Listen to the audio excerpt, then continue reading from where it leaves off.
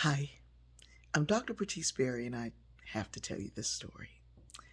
I was answering some late email, and there was an email from the um, genetics server that I have used for over a decade. Anyway, I opened the mail, and there was an email from someone who is my second or third cousin, whom I didn't know at all, knew no family connection, no anything. We corresponded and began to learn things about one another. And we found out, or she shared, that my great great grandmother was a well known seamstress in Delaware, that she made the clothes of all the wealthy white women in the town. And I don't know why I'm saying wealthy white women, because this was during the time of enslavement. And so, yeah, she did the clothes of all the wealthy women. Um, I was so fixated on that I forgot to really engage with my cousin because it was when I had just started to sew.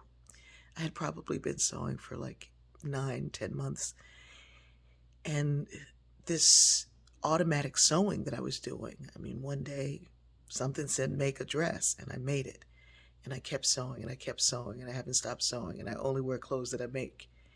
And so this thing that was within me that I didn't know happened to have been something that my ancestors did and did well. We often talk about generational curses. I don't know if I'm so much on the curse, but I know that the traumas of our parents and their parents and their parents are passed down through their behaviors, the way they respond to those traumas, the fact that my mother grew up near the whipping, across from the whipping post, um, those kinds of things, the trauma of what she saw was displayed in her behavior and her treatment towards me and my siblings. But we don't talk about the generational blessings.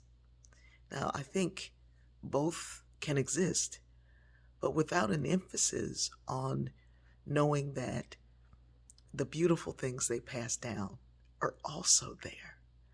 We only focus on the struggle. And I know this through appreciative inquiry, that you should look at what is good and double down on what is good. Because if you only focus on what is bad and try to dismantle what is bad, you will dismantle a great deal of what is good. So today, sit down, take 2, 3 minutes, and make a list of what you know your parents could do. Not whether or not you got it or it was passed down to you, but what is it that you know that they could do? What is it that you know that your grandparents could do? If you can go back further, what is it that you know that they can do? And then look around and see who's doing it just out of nowhere and loving it. I love you.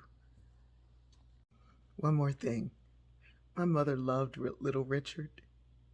So does my granddaughter. Good golly, Miss Molly. Woo!